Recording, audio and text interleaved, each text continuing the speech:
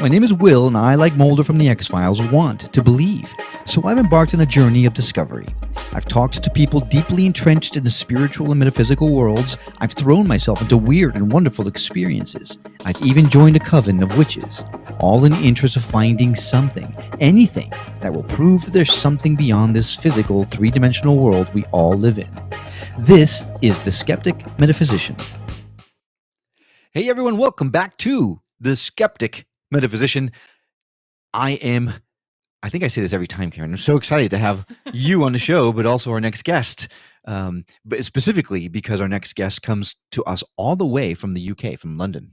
I know this is very exciting. We're international now. We have been for a while, but now we're officially international. When you have a guest from the UK, you are officially international. And it's good. It's easier because she actually speaks our language. So if we had someone from like China, we'd have a problem. Yeah, it is helpful that we speak the same language. Mostly the same, a few differences. Right.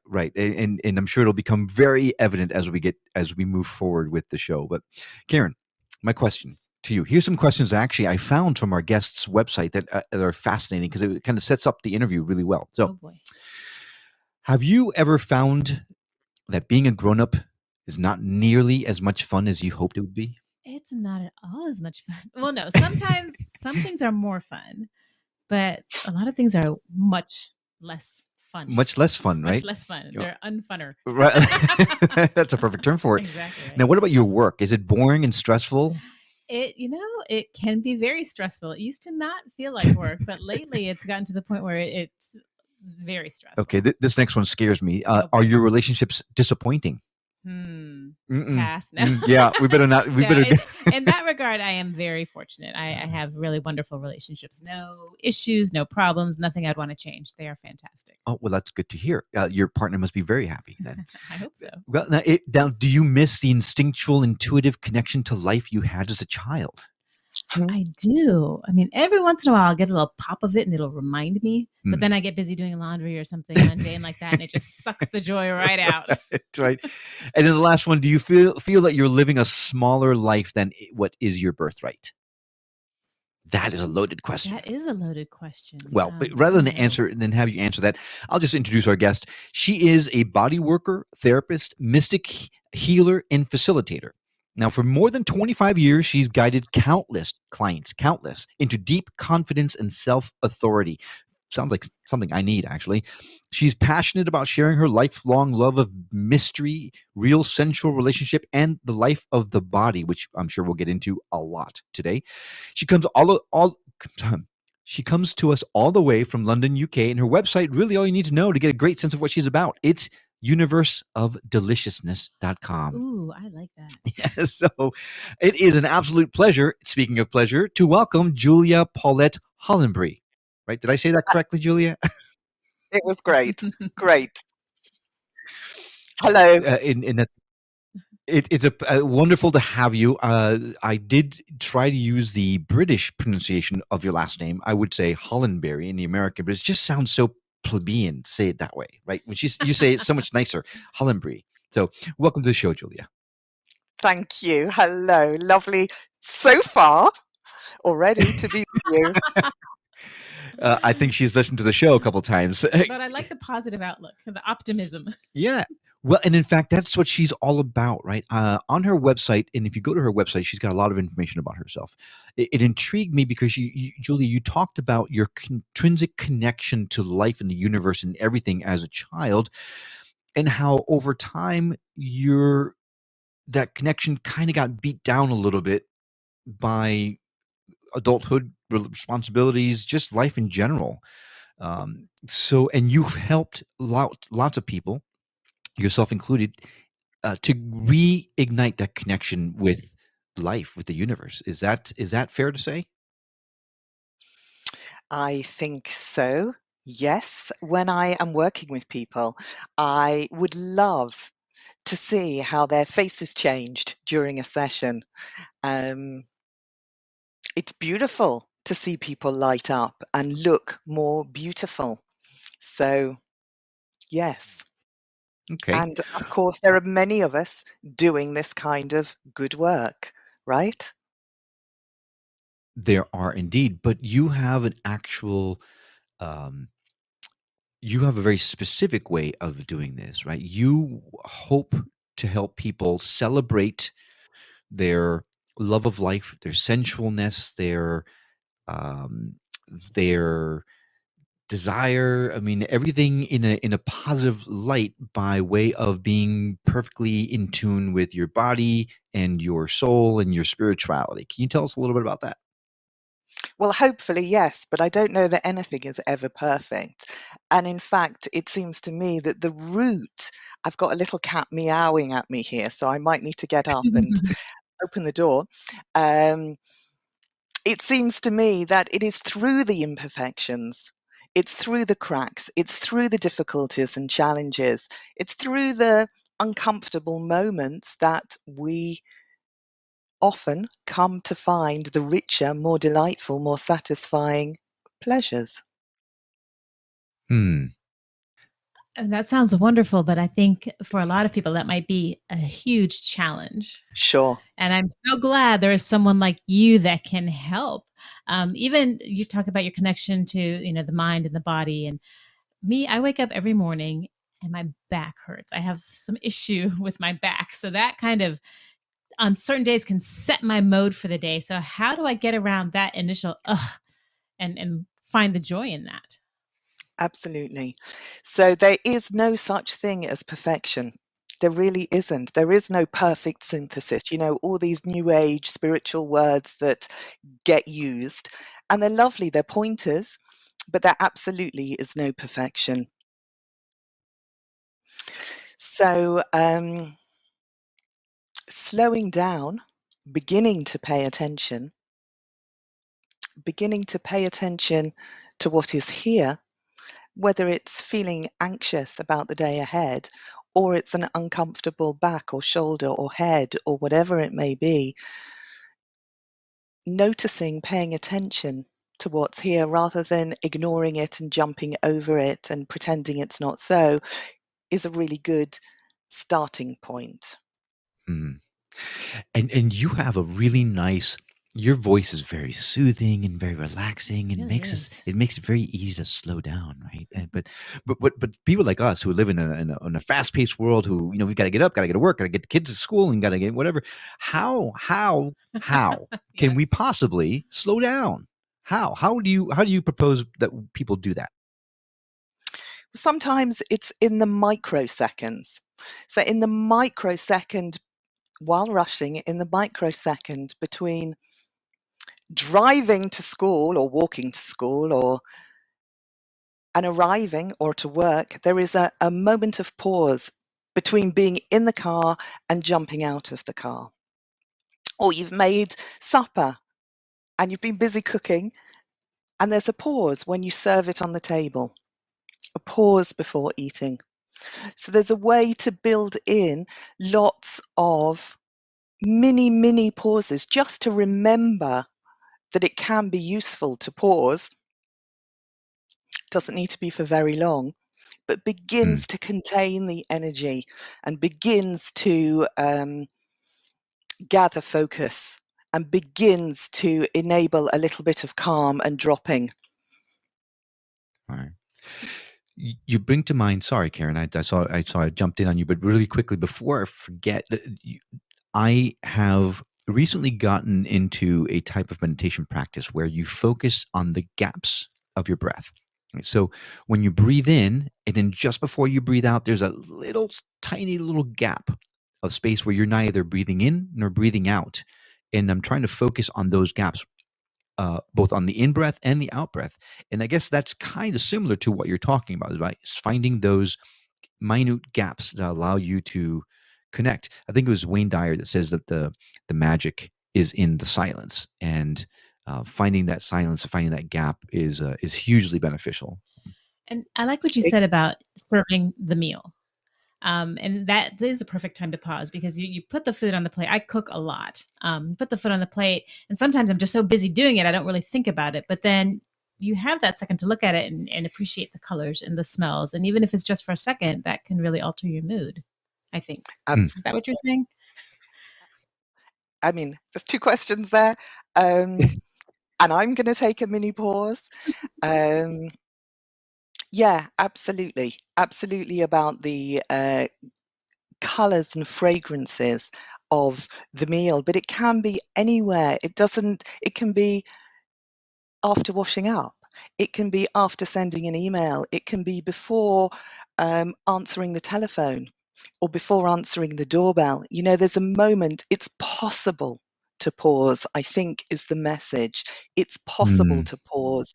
And normally we think in our haste that there is no time and we think we can't afford to pause. But actually, when we do pause, exactly like in the breathing meditation, then something good happens for us. And it's not huge and dramatic, it's just a small, accrued goodness. right. Yeah. And in, And it, I mean, I can't, because in the breathing meditation, um, the pauses happen anyway, whether one is aware of them or not. And I think that's the point. It's not that one needs to, um, like, there are so many pauses in life, actually. mm. Yeah, and to your point, not to mention to name drop Wayne Dyer again, but he does say in his book that, um, for example, when you are commuting, going to work, or taking your child to school at a red Mhm. light, there's a perfect time to take a pause, and you don't have to worry about when. Like, you can close your eyes and pause, because as soon as the light turns green, there's someone right behind you, perfectly willing to let you know it's time to go. so, so that's a perfect time to just take a minute and pause. That I hadn't thought of it that way, but you're right. Yeah. Uh, So in a way, it's getting creative. When, how can people add in a pause? and I suppose that you would help people to find those little moments in life where they can find that pause. For example, um, the that we most need to pause, all of us, is when somebody criticizes us, right? Or when somebody honks on the horn. Those are the moments when we need to remember the breathing practice. We need to remember that actually there is an extra second in the day, more than we might think, and that we can take a sip of our water, just as you're doing right now. We can absolutely pause for a beat. Right. And we don't Yeah, lose, we it's a gain. great point. Great point, because we don't spend enough time pausing. In fact, even in this interview, every time you pause, I feel like the need to have to fill the space. I've got to hop in, and inevitably I end up cutting you off. So my apologies for that. But uh, you have what you call 7 practical spiritual medicines, and it's fascinating that you use that term, spiritual medicines, because we're hearing that term more and more as we dive into these interviews. The number one spiritual medicine was slowing down, which we just talked about, right? You mentioned slowing down out of the usual frantic thoughts so that your mind can begin to unite with your body. What a wonderful way of looking at it. Not something I had ever experienced before or thought about before, that your mind can begin to unite with your body. That's such a powerful statement. I Now, think that mm, go ahead. Sorry, I know that there's a little bit of a delay, so I'm going to, please feel free to just jump in, and I'll stop talking. Can well, I do just that?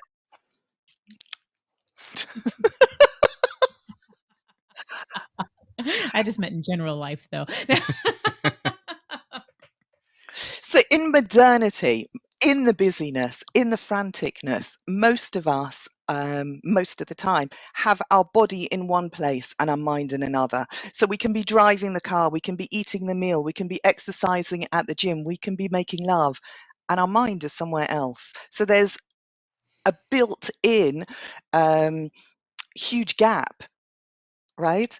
And the slowing down starts to bring, exactly as you said, starts to bring the body and the mind together at the same kind of vibrational speed. And what we want is for them to be united, right? We want to be here now. Mm, absolutely. And I would imagine that must be somewhat of a challenge for the people that you work with, because we are used to finding the time to add something else, finding the time to work out, finding the time to take that extra class. But you're saying we need to find the time to not do anything. It seems almost the opposite of what we're taught to do, but such a great tool if we can do it. How do you help people wrap their heads around that?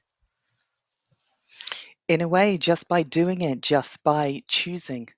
I was chatting with a friend this morning. We were talking about when we had 10 spare minutes, what did we do?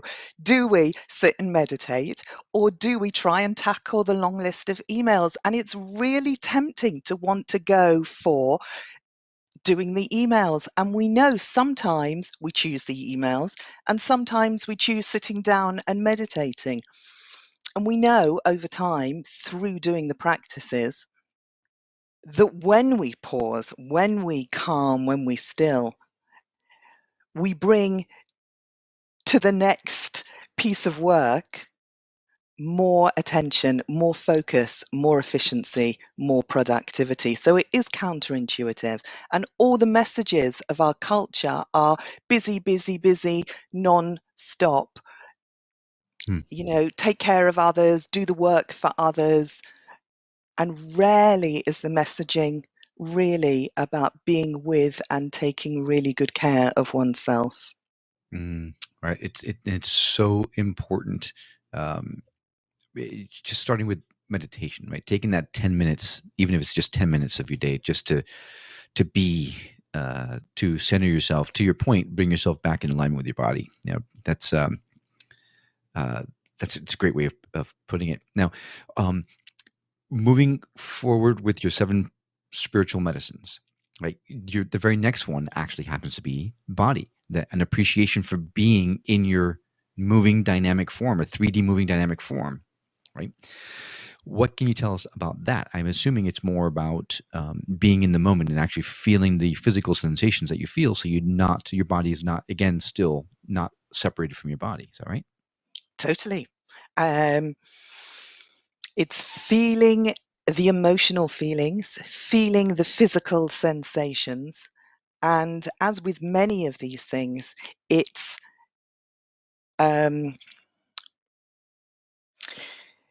easy to say and harder to do, right? Which is why any of us go and see therapists or read books or listen to podcasts or whatever it is that we do, or for that matter, even meditate. So often we think of the body as merely a vehicle to transport our precious heads from one place to another. And we're so busy, most of our energy is up here. And we're kind of like energetic lollipops with these huge inflated heads. And we forget that we've got a body. We forget to notice that we've got a body. And especially when we're under stress. I mean, I had a boyfriend once who said to me, I had a shower this morning and I suddenly discovered that I've got legs. I mean, and so when we're stressed, we tend to override the signals, right? We may feel tired, we may feel hungry, we may, whatever it is, right? And so the medicine of body is choosing, sensing, noticing, paying attention, beginning to come back to the sensate experience of the body. And that can be just a finger, or it can be an arm, or it can be any small part of the body. Or not so small. Sure. Sorry, couldn't resist. Okay. Oh boy. Yeah. So then the third spiritual medicine is depth. And according to this, it's being aware there's a great deal we don't know, with humility, perspective, and openness to new experiences. That seems similar to being open to everything and dismissive of nothing. Is that kind of where you're going? Kind of. I just realized that I wanted to add something to body that I didn't say, which is the importance of body is that our life is lived actually in our bodies, right? So that's why it matters to come back to our bodies. And depth, depth is really about humility. Us humans, we tend to think that we know it all, that we've got a really good understanding of the landscape, whatever it is. But actually, most of us, most of the time, are not aware of the full picture. The full picture of what's going on out there with other people, or what's going on out there in the world, and the full picture of what's going on in here with ourselves. So, yes, depth is about accepting what is, being with what is, beginning to open up to what is. And there is always more data than we think there is. In our haste, again, we tend to reduce the world down to a very simplistic picture. And when we begin to open up, we discover that there are so many more fragrances, images, sights, sounds, memories, feelings, and so on and so forth. All right. Okay. Well, then number 4 is relationship. Learning to respect, relate, and communicate with others, being enriched by interplay, exchange, and intimacy. I think this might be one of my favorites. I think number 5 is my favorite, but this one's really pretty close to it. So what can you tell us about that one? We often think that relationship is something that we have, that we either have it or don't have it, or want it or don't want it. But actually, we live within a web of interrelationships. We are already, all of us, all of the time, in a multitude of relationships. And when we realize that, things change and become, again, richer and more interesting and more fun. I mean, relationship is everything. So when we are depersonalizing and turning other people, again, in our rush and for our convenience, into kind of objects to please us, we are missing out on really seeing them.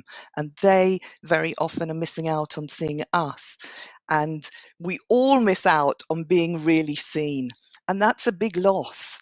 So when you answered earlier that you really love your relationships and you wouldn't change anything about them, that is an amazing thing and probably quite a rare thing.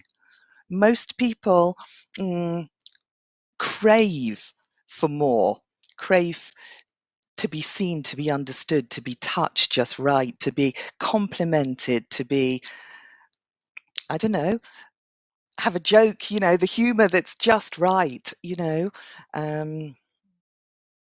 relationships fundamental to everything, and as you know, fundamental to healing. And I do need to add that it's not just the luck of the draw. I mean, like anything, you have to work at it. And so this, like the relationship I have with my husband, it has taken a lot of work, but it is, I mean, I guess nothing's perfect, but it's as perfect as I think a relationship could get.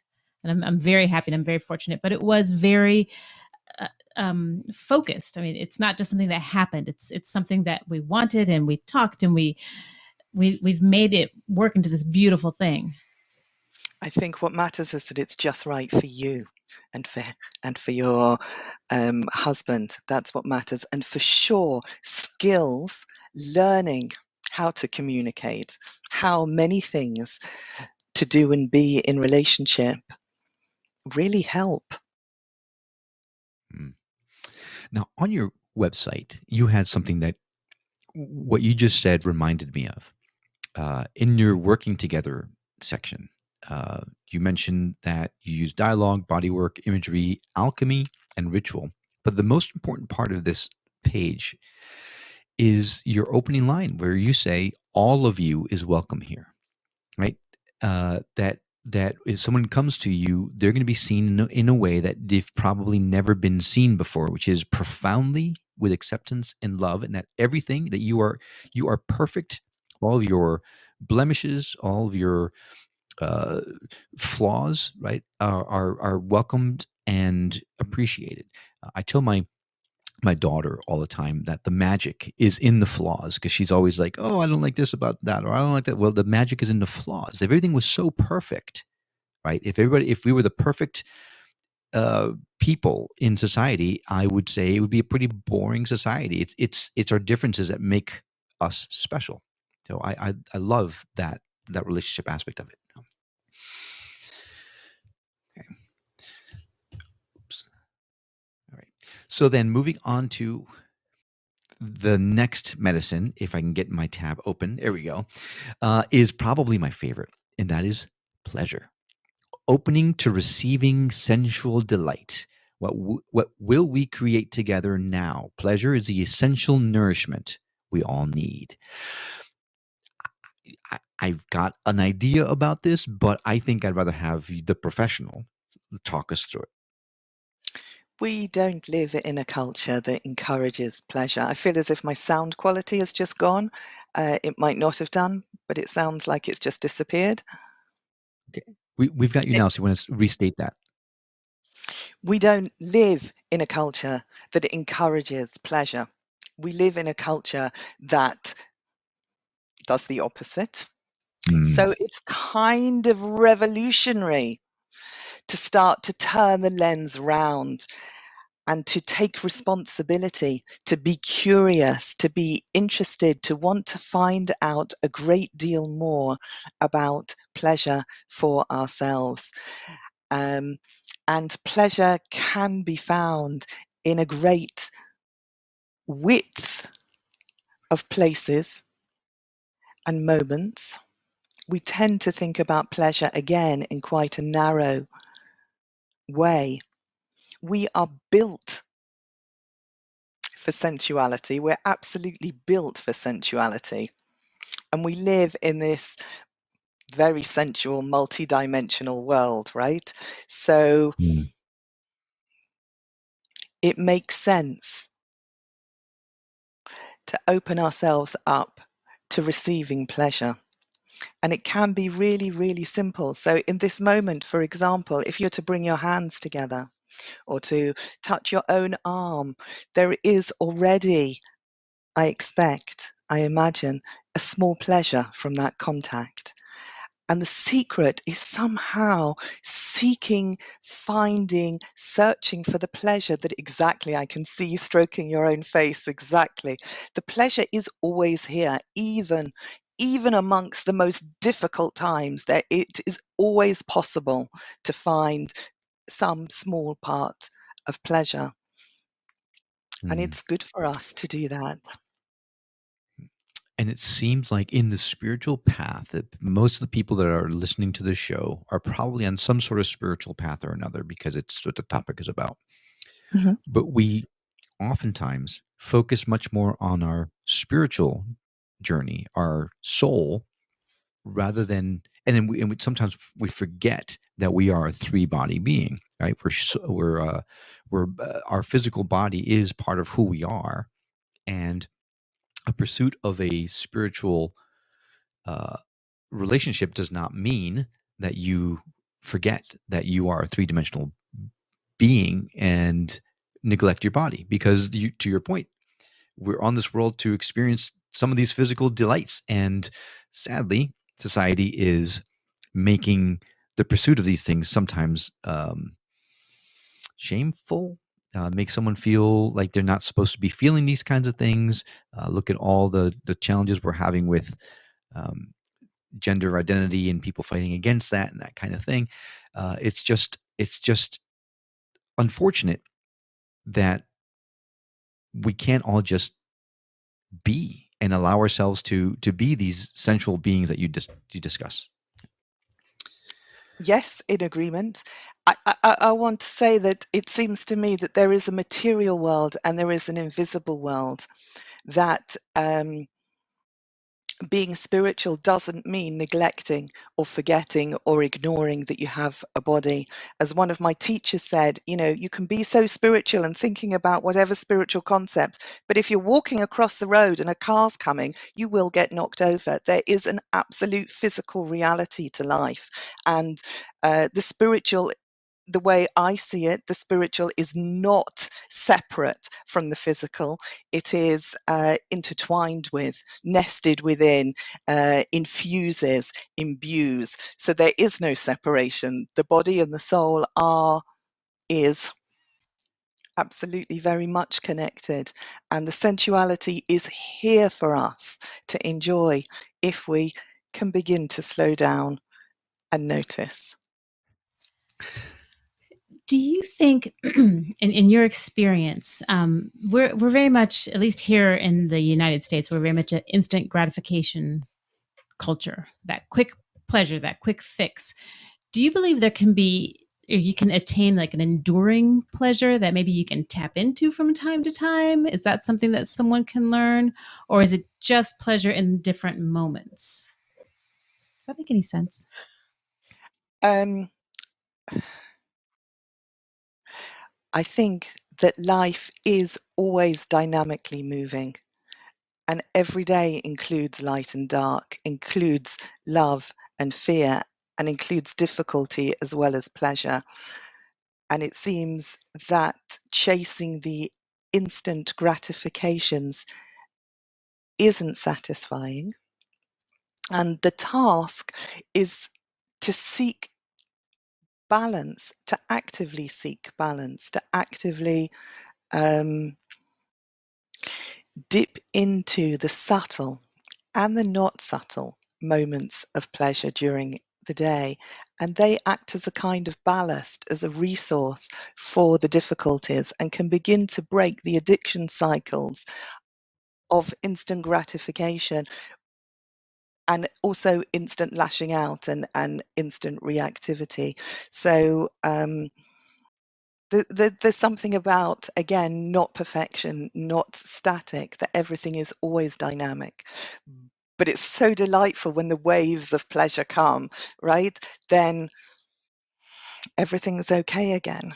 And that's good enough, I think, again and again. Mhm. Well, then your next spiritual medicine seemed like it would be counterintuitive, but it's really not. I think it goes along very well. The next one is called It's Power, right? So you mentioned being authentically vulnerable on a solid foundation and clear boundaries for a win-win empowering result. Power these days tends to be associated with winning over another. I don't think that's how you mean it. Nope. Yeah, I didn't think so. So, how can you regain power within yourself without having to step on someone else's personal being? It is being true to oneself, which again is one of those things that it's so easy to say, but takes practice and time to really do. It's the practice of being vulnerable, which means sometimes having to say no and sometimes saying, yes, give me more, right? But in the vulnerability, it is not collapsing necessarily into a puddle. It's gathering the power, the subtle power. We talked about meditation, and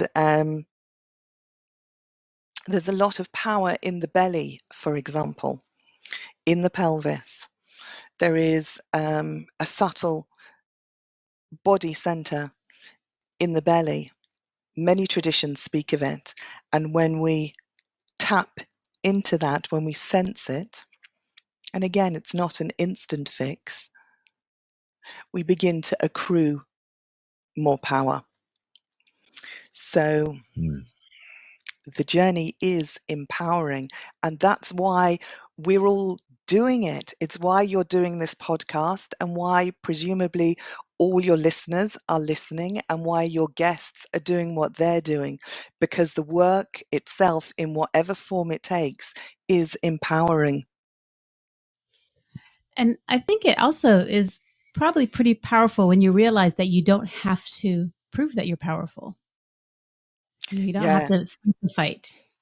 we were talking about this morning. It's such a relief to realize that you don't know everything and you don't have to be responsible for everything. What a relief! I'm not sure I know that completely yet, but I'm working on it. All right. But there is no Well, absolute, right? We're all still working on it. None of us really are not. right. I guess one would say that if you weren't if you didn't have things that you needed to work on, you wouldn't be on here on this planet anymore. You'd be ascended, and you'd be helping others from beyond, perhaps. But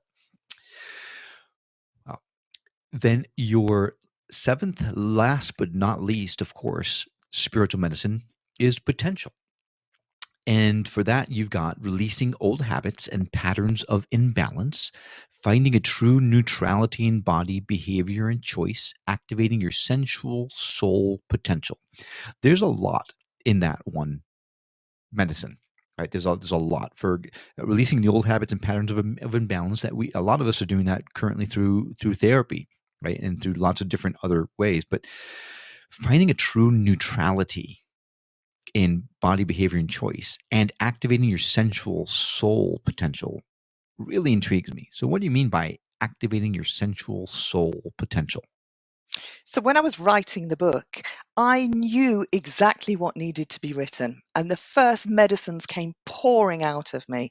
But potency was really the one that I needed to reach for, and really the one that I discovered through the process of writing. And it's quite exactly as you say, it's really a particularly rich chapter. Not that pleasure really isn't, I must say. They're all pretty rich with lots of inspirations and practices.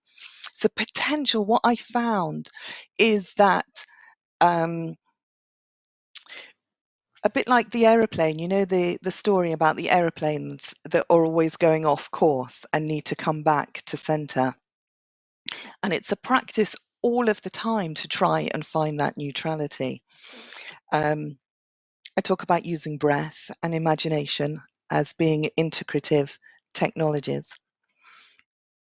And there's ways, of course, in trying to have both shoulders, let's say, at the same height. Normally, most of us are either like this or lopsided in the other direction, or giving equal regard to ourselves and to the person that we're with. There's lots of ways to try to find that neutrality. And when we do, then we are even more in contact with grace, you could say, and something else is activated or is enabled to come into play. Because it's true, there is unique potential, but that unique potential of each individual is not separate from what is behind and holding and inviting and moving all of us. So it's coming into connection with everything as being sensual, sensually intelligent. You could say divinely sensually intelligent. It's the real deliciousness. Yeah. Now, your book is The Healing Power of Pleasure, 7 Medicines for Rediscovering the Innate Joy of Being. And those are the 7 medicines we've been just talking about, but you go way further in depth in your book. But I want to rewind a little bit and talk about something we touched on earlier on, and that is our connection, the connection that you had as a child to all things that was, I hate to use the word ripped away, but in essence, that's kind of what happens, right? As we grow up, that connection gets ripped away from us. And I would assume that's really the goal of our story, is to try to regain that connection with the all, or with everything, that joy that we had as a child, because everyone says children are much more sensitive, they're more connected to all things, so they're more open to things like spirituality. And it's not a question of whether it's real or not. It's a matter of knowing, and then somehow, somewhere, that knowingness gets ripped away. So um, tell us about that experience for you. How did you, I assume, using these 7 spiritual medicines, you found your way back to that connection? But how do you keep a child from having that stripped away from in the first place? Lots of questions in there. There was So there was like at least 12 questions in that question. So yes. I think that people's journeys are different. Not everybody's personal journey is the same. I mentioned the material world and the invisible world just earlier. And for me, as a child, I was in contact with everything, with the big mystery in the garden. I felt very free to be. I had birth trauma, and my resource really was the spiritual world. And I probably lived there for 35 years. So the book is part of my coming into form and giving articulation to what I know of that. And there are others also whose journey is in that direction. Most people, the majority of people, are moving from the material, from substance, from here and now, from the limited, and opening up and out into the big expanse. So the aim of the journey, if you like, again, is to synthesize both these things. Then we're really balanced, right? Then we're really here with access to all the delight of this and access to all the delight of that. You asked, how can we help our children? And it seems to me the best is to do our personal work. I don't know if it's ripped away from children, but we probably chose for our own survival and security to let it go. So the best thing we can do as parents or teachers or caregivers is to be allowing of that space for the children. I remember when my daughter was small, and she said that when she was bored at school, she would go on a shamanic journey. And she would say to me, does your power animal show up for you the same way each time? Because it does for me. And other very beautiful things that she came out with, and I'm sure your children have done too when they were small. And then they lose it, we lose it, and then we have this wonderful journey of finding it again, right? I mean, in a way, wouldn't life be boring if, everything was done and dusted? And I wonder how much culture plays into that, because, and this is not a great example, but it's the one that comes to mind. So here, you're this young kid and you're free and you find joy in everything, then you express it and you wear the crazy clothes, and little by little you start hanging out with the cool kids, and that doesn't look right, and you have to really kind of, change how you act, so you want to fit in. Right. It's all about fitting in, right? Right. But then you look at, and here's the weird example, Japanese game shows.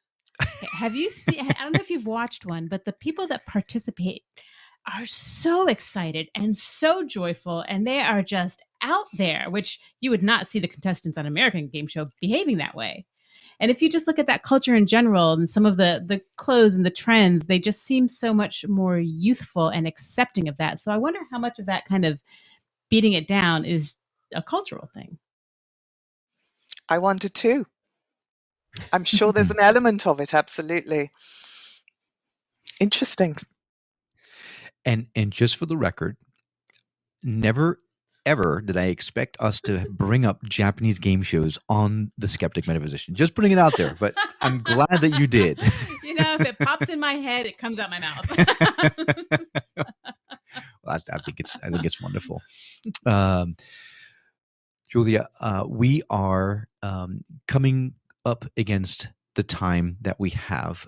You have such a soothing way about you that I recognize when we first started the show.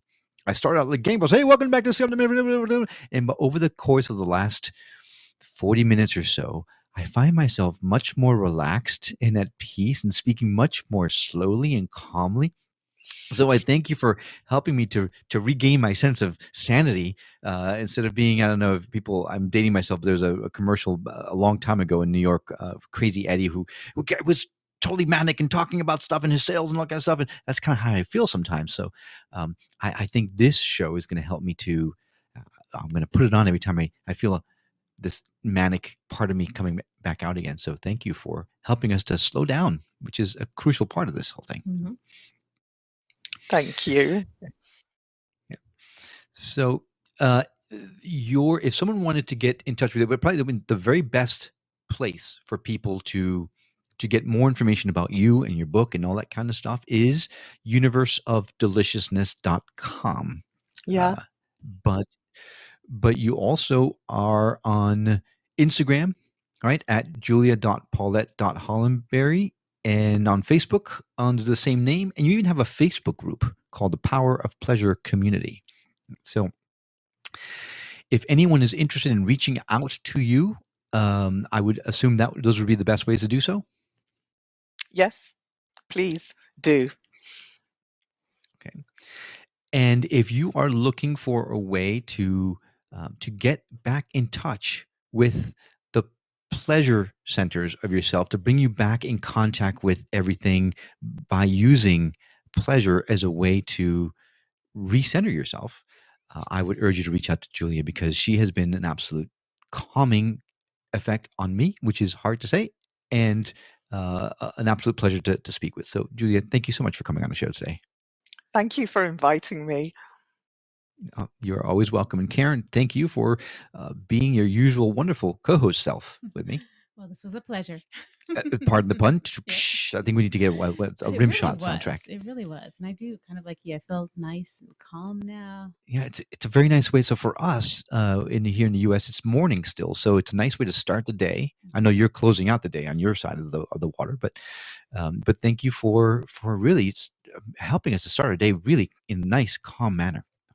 It makes me want to suggest that we all have a bit of a wiggle in our seats before I go. You know, like I hear you being calm, but I also would love to leave you with some delicious body wiggles and a little wiggle and some sensual, absolutely deliciousness to send you through your day.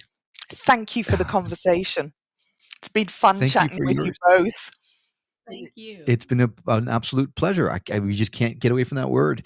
And in fact, you have a way for folks to sign up for your newsletter, and you say that you'll get a little bit of deliciousness in your box or something like that? A hint of deliciousness. And of course, my book, The Healing Power of Pleasure, 7 Medicines for Rediscovering the Innate Joy of Being, is, may I say, available everywhere that books are sold. So yes, absolutely. And the newsletter is Hints of Deliciousness. Yeah, absolutely. And it's available, to your point, everywhere books are sold. It's out now on Kindle, and it's out as a paperback and audiobook on October 12th here in the US and November 25th in the UK. Is that correct? Yeah. Okay. Wonderful. We'll also add a direct link to the book in our show notes, so please feel free to reach out to skepticmetaphysician.com to find all of that information. And thanks for coming along on this journey of discovery with us. We'd love to continue our conversation with you on Facebook and Instagram, so please feel free to find us there at Skeptic Metaphysician, or again, skepticmetaphysician.com, where you can find the direct links not only to our social media platforms, but also to that of our guests and guest platforms and books. As always, if you know someone who'd benefit from hearing the messages we've shared on the show or any of our others, I hope you'll consider sharing us with that person. It will help grow the show and may just help someone else come to terms with the fact that we're so much more than just this 3-dimensional bodies we inhabit. Now, missed any of our show today? Not to worry. All of our shows, including this one, can be found on our site. Yep, skepticmetaphysician.com. You know you have to mention it at least 5 times in every show, or you're going to forget. For a limited time, you can now enjoy all kinds of discounts from some of our past guests on their services just by signing up as a member. Membership, it's free, totally free. You get all the added benefits of the discounts, as well as a chance to never miss a show immediately once it's been published. You'll gain access to our in-depth articles on the topics. You can even subscribe to the show or leave us a review or voicemail directly on the site. Well, we hope you've enjoyed this episode as much as we have. Sadly, that's all we have for now. Thanks again for joining us on this journey of discovery. We'll see you on the next episode of The Skeptic Metaphysician. Until then, take care.